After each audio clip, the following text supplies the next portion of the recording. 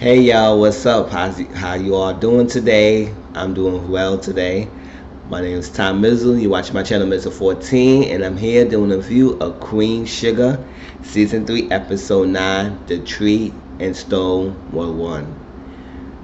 Now, it was a lot in this episode. Some parts had me a little emotional, but let's jump right into it. And let's start with Micah. Last week we heard that Micah and his group of people, his new group of friends, is wanting to make a statement at this little prince at the spot they was at. They feel like the people that don't know their history. They want to honor in their history, so they wanted to go over there and tag up the place. Not tag up the place, but spray paint a message on the thing, poster boards, and I guess do a little player to the history. They still decided to go on. Micah still decided he wanted to still do it. So they went on to do it. When they went to the spot, they tagged up the spot. They posted the board and everything. They had burnt candles, and they had left the bag on the by the candle. Now, after they finished what they had done, they said, "Let's go on." Cause they say, you know what? Don't spend too much time on it. Just stick straight to the plan, and we don't have any issues. So they went there. They did it. What they had to do. They went to leave out. They did a little prayer of the venue that they was honoring, and Michael took a picture. Now, when they were about to leave, they realized the bag was at the candle, and it started bursting up in flames. So the place that caught a fire, and they plan backfire in a minute because they wanted to make a statement, but the statement got messed up and thwarted by this fire. Now that monument they was honoring caught up in flames. Now that's like a hurt to them because they're nervous and scared. They ran because they heard the police sirens, and Michael went to the spot next day and he saw the reporter there, and he was just like thinking, it's like, wow, we really try to make something and we messed it up, and burning that place down was not good. And I mean, it wasn't planned. It was not planned. It just something accident. They realized the bag was there and it's caught in flames with the candle. So that's like hurting. So they trying to lay low now, and they kind of scared and nervous. Michael later on at the house when Charlie answered a doorbell. Well, the doorbell rang. Micah thinking it's a police officers or something like that, or cops or anything, because he's so scared and nervous about what happened. He just don't want nobody. He thinking that they coming to his house, but it was somebody else. But I'll get to that later on. But that was what Micah. So hopefully the rest of the season we find out more about how this went about, how he feeling, how the group of his other friends is doing, how they feel about the situation, whether they're gonna stop doing what they're doing or they will continue on, but be more careful. We will see more about that. But that was Micah's. A little bit about Nova, right? So Nova met with her, I think, editor partner with the book deal, and the person was telling Nova that they love her idea about her family and her writing about her family business and the struggles. So they said they want to publish an article, a piece of it. Nova talk about her father depression, and Nova was like, she's still kind of guarded about that because she said that's something fresh to her, it's fairly new to her, and I don't think she wouldn't really want to release that truth out there and everybody. And the publisher say, you know what, I never knew somebody who would tell the truth, and not the truth set them free. So she still says she needs to finish it and think about it. Now later on, she got a call, a FaceTime call from the same partner she working with, and saying that the publisher that she was working with disregard that. She said, what happened? What's going on? She said, they don't like it. She said, no, not that. They said another bigger deal, a publisher, the New Yorker, wanted to publish a deal, but it had to be a fast turnaround. You had to finish it in 2 days. And she said she could get that done. I said, oh, nice. That's nice. You know, good opportunity. And a New Yorker is a big deal. When you put your stuff in your New Yorker, a lot of people reads that. And so, hopefully, that will give Nova the extra boost and chance that she needs and make her career. Cause remember, she quit her job in newspaper. So she had to do something else. So this opportunity that's coming after her and everything, she's trying to push it. and go forward and have a opportunity with the New Yorker. That's a big deal. Now we get Remy and Nova, because this storyline between those two, it started to heat up a little bit more, because you know she kind of hesitant in dealing with Nova, Remy, because Remy used to deal with Charlie, her sister. So that's like a fine line in dealing with that and exactly how she could feel it, and then should she decide to still mess with no Remy, or to let it go because he used to deal with her sister. That's like a fine line in between whether I should honor my family and not deal with you because you used to mess with my sister, or should I continue with my feelings and know that this is something real, that I could just keep pushing forward and moving on with this. So it's kind of like a hard and rock place, something like that, and it's difficult. What can you do? Can you handle that in that kind of situation? I mean, sometimes you feel like if that's your sister, your family that used to mess with them, and then it started messing with you. The other person will feel like kind of like, what did I did wrong? What happened to me that you decided to go for my sibling and not anybody else? And then the siblings between each other start having a little beef and rivalry, because now that the person they used to love is now with you, and now y'all started going at it back and forth. So what's the dynamic? Because the borderlines, they are kind of close knit. So for something like this happening, it's kind of could destroy them if they let it. Now, Nova took Remy to this gathering outside to her fan place. Her friend gathering. They was barbecuing and playing games and music. It was nice, and they were walking and holding hands. And then Nova met with her friend. And Nova asked her friend how she's doing, how's everything going, and she asked about, I think, her son, and she said, because of you, my son is doing great. Thank you for everything, for supporting and doing what I have to do, pushing my son. And her son is doing well, and she said she had Nova to thank. And Nova said, glad for my peoples, because people, Nova's all for her people, so anything to help out to do better for themselves, she will do that. Later on, Nova and Remy was sitting in the kitchen talking, and Nova was trying to roll a blunt. I don't know if she was doing it well. She wasn't doing good. She was not fast enough, but she was struggling with it. So Remy helped her, and Remy said, I used to know how to do this, and I do it. He did it like bam, bam, bam, quick, rolled up and quick. She said, oh, you kind of mystery, kind of surprises. And he went to tell her about her past, and his past, about that he used to be a trouble kid when he was growing up. I mean, he used to get detention a lot. He used to fight with his friend about this girl, and then after a while he got tired of going to detention, so he had to turn his life around, and that was that. So he wasn't all this great good tissue kid, that guy that you see now, but he always used to be a trouble kid, and he decided to change that. And Nova said, I always thought you would be a scrawny little geek. And he said, oh, something like that. And they looked at each other and sit back. And I guess Nova is shows her feelings and giving into her feelings towards Remy. Because Remy has been relentless in pursuing Nova. And then they started growing strong, and they kissed and they hugged like that. Now, I'm going to hold off with the Nova and Charlie meetup and how it led to Charlie, how she feels about that revealing of Nova Mystery Man. I'm going to hold off to that. I'll get back to that. Next, we're going to get to Aunt Vi. So remember last week, Aunt Vi told Mr. Rollins about her lupus, and it seems to me like it looked like he was trying to back away, or he was too shocked about her revealing of her medical diagnostic. So he came back this week. She was working on her pies, and it comes to find out he still want to work with her. And she thought that her opportunity got shot dead because she told about her lupus. And he said, no, I mean, I'm worried about you. Just make sure you take care of yourself.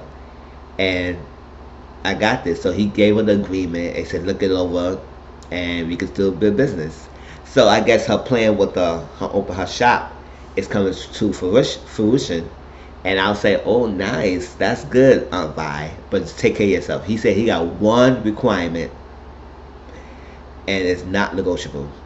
He said if you're having a bad day or your lupus is bothering you, is acting up, please don't let me guess it. Just be up straight.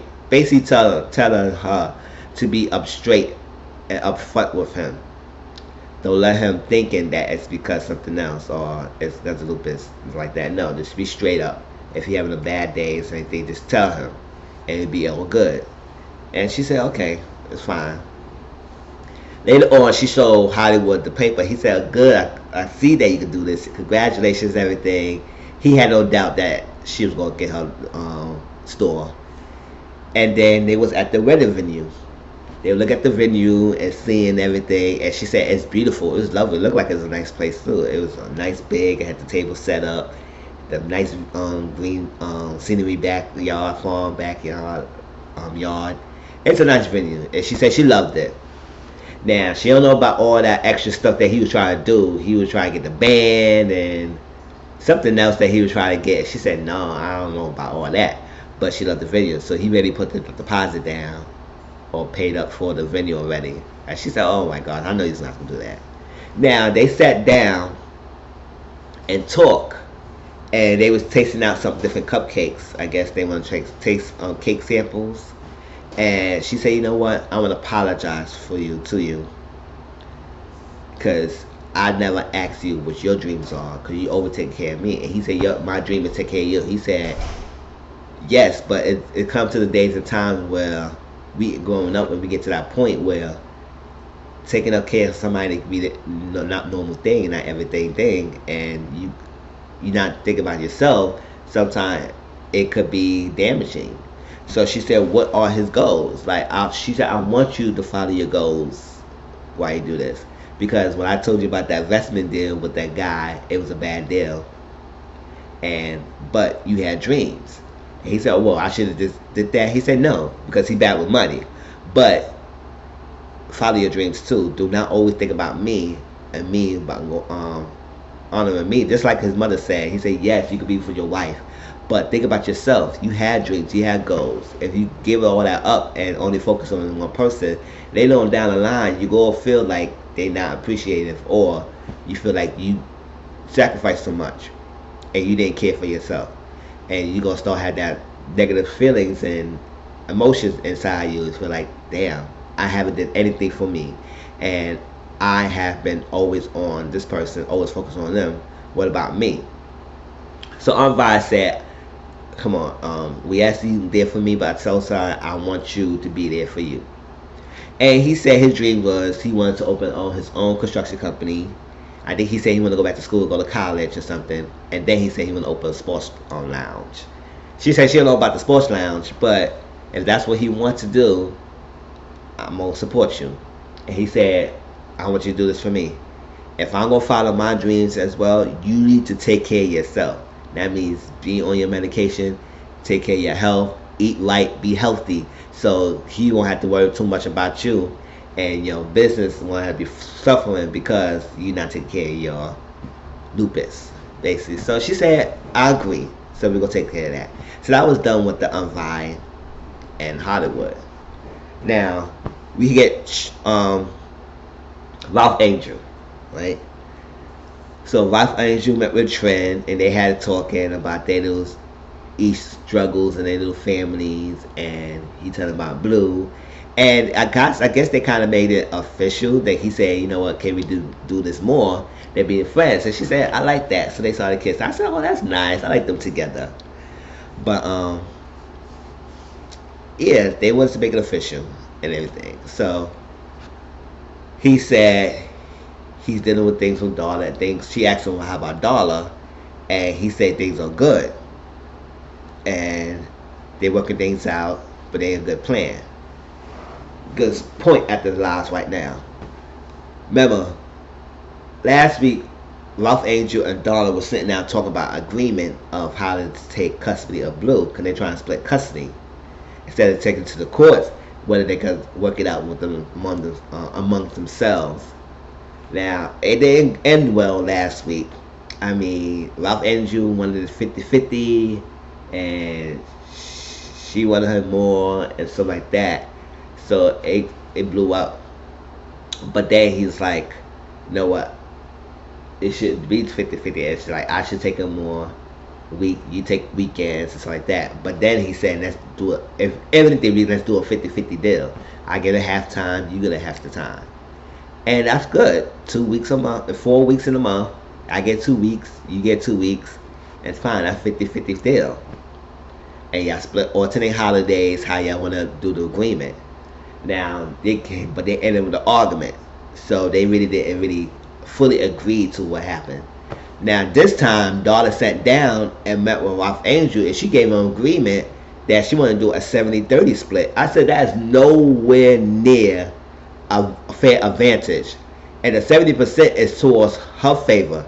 She would like to get Blue more than Ralph Angel. And she said he needs a more stable environment. I have a good steady job. I have a good place. He needs that. I was like, Dollar. See, this is exactly what's going on with these custody issues and families and stuff. We know technically Blue is not Ralph. Blue is not technically Ralph's son. He got the DNA results. It came back. He's not the father. So, but he has been in Blue's life all this long time, and he is on the birth certificate. So technically, by law, he's still the father figure. The father, because he signed the certificate. I know some states will still legalize, use that, and say you signed the birth certificate, so you are reliable, even though paternity tests say that you're not the father. You still signed the certificate. So he's still financially tied to this kid, or whatever reason he's still tied. But he still loves Blue. He's been taking care of Blue all this long time. Now remember, Dahlia left and did what she had to do and came back and destroyed their whole family structure. So now they came back. Now Dahlia feel like she's more entitled to have Blue more than Ralph because she has more stability than Ralph. I said, Blue's been okay all this long time. And he said, now, so she wanted a 70-30 split. And he said, no, what happened to our 50-50 deal? She said, no. That's what she said. Oh, no, he needs more stable environment. So me having him more would be great. And you having him less. And I said, you is so freaking evil conniving. What she turned it into? She turned it into the monster baby mama. Basically, she is. Like, you cannot work this together. And she said, well, we can have counsel sit down and we can talk this over like this. But this is the agreement that I want to have. And she said, I will fight you for this. And basically, they're going to fight a battle for Blue. Which I said, at the end of the day, y'all hurting the boy Blue. It's like, y'all cannot make it a 50-50 deal. She wants some more. Like, he said, I don't know who you are. What got into you? You somebody different. I mean, when Dahlia left and came back, she had a whole change attitude. Like, she's like the better than everybody, even though she the one who caused all this riffraff. But that's that. So she wants the more custody of Blue than Ralph, and Ralph said, no, we gotta get through this because I gotta fight. We had to fight. I'm not letting you get the 70% custody of the child. Instead, we could just make it work a 50-50 deal, which that would make it easy for everyone. But no, Dahlia wants it more than herself. But I said, this how things get messy and get crazy. And then you take it to the courts and everything. This is like ridiculous because they can bring that paternity test. They could bring out his past history record of his jail record. He don't have long left of the parole. So it was like she could use that against him if they take this to court. And it's not looking good for him if it goes to that point.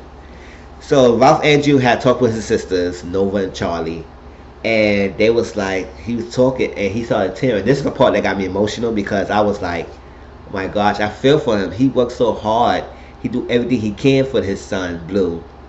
For a daughter to take everything away, to try and take more from him than what he really have. He don't really have much. Blue is all he really have. As beside his land, but Blue is what his everything, and she just threatened to take more, take everything that she got, and he's scared that she will be succeed. And Charlie and Nova said, "We got you. We family. We gonna fight this. She's not gonna take everything. She can't succeed." And that's what they say. They brought up that she might use the paternity test. I don't know about the test like that, but they could use that as evidence. But she said yes, his name's on the certificate.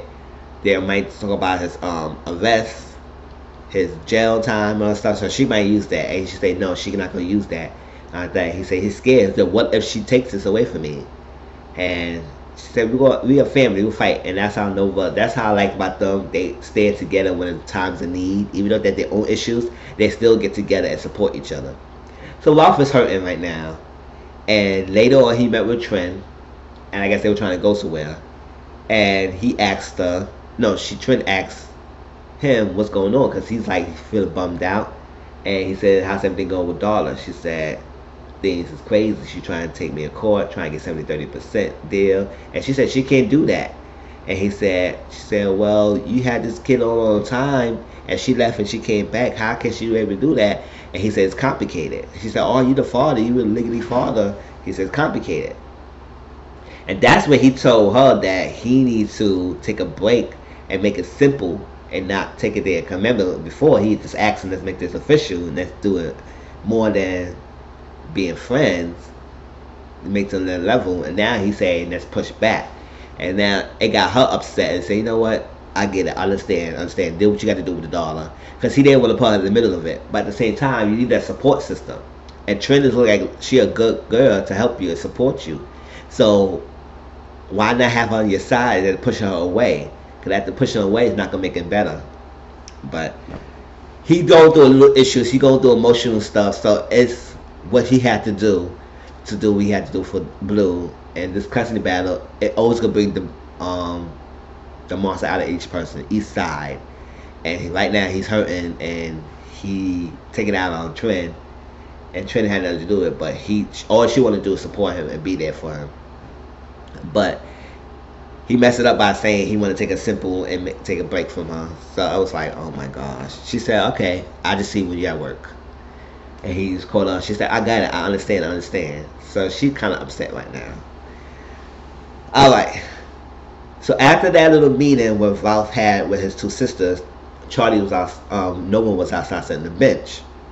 And Charlie came to see her. And Charlie told Nova that she got the best lawyer that money could buy to represent their brother in this little custody battle. And she said it's good. Now, Charlie saw that Nova was like, her mind was somewhere else. And she said, what's going on? Tell me. She said, I haven't been completely honest with you about something. And she said, what? And she said, you know about that. She said, I never told you I'm seeing someone, but I am seeing someone. And she said, oh, okay. Then tell me who it is. Like, who is this guy or who's the girl, whoever it is. And Nova was like, she's kind of stalling. She said, I didn't want to do this to you. It never meant to happen this way. It just came about. I was fighting it, but fighting it, I couldn't fight anymore. And it's like killing me that it's someone that you know, and to be upfront about it. So Charlie is like, what's going on? And who is this person that she's saying? She said, just tell me who it is. Like, no one was really saying it didn't happen this way. It was not planned. It's just something that came about. And I need you to know that, to trust me that I ain't meant to hurt you intentionally. She says who it is. And that's when Nova finally told Charlie it's Remy. No Charlie fashion, Charlie was like, oh my gosh. She didn't take it well. Because she used to deal with Remy. She used to have an interest with him. Basically after she left Davis. And Remy became her little interest. And now Remy left her and then say that he can't deal with her. And now Remy with her sister. So, and like I said, any sister or sibling will feel a type of way that the person they was dealing with ended up going with their sister brother. And then that person had been lying and keeping a secret about it. And they had to tell me straight up about it. So Charlie was in her feelings. She would say, you know, when I told you about the mill, you gave me a straight up, oh, you doing the wrong thing, answer all that stuff. And she said, I know. And this will last in You told me everything I need to know. You told me things that I shouldn't have done. You was against it and all that stuff." She said, "I know." She said, "Like be the first or last time you bring that up again." And now with this, she said, I can't. I don't know." She's she said, "You deal with Remy. I can deal with that." And she said, "I will let it go if you're not cool with it. I will let him go." And she got up and walk away. She didn't really say anything. I don't think she wanted to really tell no one no about it. But I know that no one knows that she's not really okay and too comfortable with it at this moment. Since it's still fresh in her mind. Because I don't think they broke up that long a time ago. For him to jump to his sister. I said, anybody else, you're fine. But Remy, that would have been like, that's a slap on her face. So Charlie had to take some time to deal with that. Now, Charlie, right? She met with somebody at the thing. I think it was legal counsel, and talked about the mill and talked about the farm. And he said that she's not selling her farm. They're not selling. And he said, well, the law could take it away from you if they can. But she said she could fight it, and say they could fight it, and say what they could own and what to do. And he said, you know what? Let me know. Hit me up, and I could help you fight this. And if you need legal counsel, she said thank you. Right after she got that, she gets a call from Jacob. Now she don't want to hear from Jacob. Cause remember, she found an order about this deal, and Jacob has not told her about this deal, about what his brother is doing. And so she upset about Jacob. He's saying, you're trying to use me, you're trying to get next to me, and say all that stuff. And he said, no, listen me out. My mother knows, me and my mother knows that you found out about our plan, about the plan with the land you're trying to do. I want you to sit down with mother, because she against it, and we can find alternative ways to combat the jail and the prison system, the prison building. And she said, why? It's like that. Why is the mother? He said, please, she's not the type of person you think she is. We not all bad like Sam. So I guess she agreed to meet up. So when she went to the mother, to Jacob's mother, and they talking, and the mother straight up said, you know what? I don't like what my brother's doing. Sam Landry trying to destroy our wealth, our money, and stuff like that with this prison center, and I'm not here for it. So she wanted Charlie alliances to take down her brother, to show that, to make sure that his deal doesn't go through. Even if Charlie does work with her, they still don't have enough to overthrow his plans. So she trying to find a way to stop that her brother doing. And she said her brother has been not doing a good thing for her father, and she said her father would not like this, and building a system with criminals and stuff was not a good idea. And Charlie's like kind of hesitant. It's like why she would try to, because you know Charlie's all about her family, and she thinks about her family a lot. She said why would somebody trying to throw down her own brother just to get what she had to do. And I said that is kind of true. But at the end of the day, the mother, Jacob's mother, gave her something that she could use as an advantage. She said they could hold on to this information, and you could use this whenever you see fit, and you get back to me when you can. So Charlie said, for somebody who went through her own family and going against her own family, I can't get with that. And he said, to be that as may, my brother cannot do this. So I guess we're gonna see what Charlie do from here on out about that deal, if she gonna decide to work with the family or not. But I guess she definitely gonna use that information that the mother gave her and see what she could do with that. Next and lastly is when, remember that doorbell ring I mentioned earlier? Micah thought it was some cops and everything. He's nervous. He looked at the door thinking that somebody gonna come after him, but it was Remy. So they had a little talk, and he said, I don't think it was happening this way. I didn't want to apologize. It didn't have to be meant to happen. Yes, I did him a Nova. And Charlie was not having it, and she let him have it. She was like, in a nice subtle way, she basically said that me and my sister Nova, we are sisters. We good, we fair, we go bond together. But me and you, I can't trust you. I can't really trust anyone right now because my own family would do that, and you think family will not do that. And she basically sent him off and said, I can't trust you. You cut off. I can't. But me and my sister will be good. It will hell. It will take a time, but we will be good. And I was saying, she really told him how she really feels. She let her all out about him. And all he had to do is listen and take it. You just gotta take it with me. And he left and drove off. That was the episode. It was a lot. It was good. It gets to the meat of things. And now tension might rise and action might rise up with the custody, about the family dynamics. How's that going to change? Will this factor in the change of Charlie and Nova's relationship? We find out more about the weeks coming up. Like I said, it was a good episode. My name is Tom Menzel. My channel is Menzel14. And I'll talk to you all later. Peace.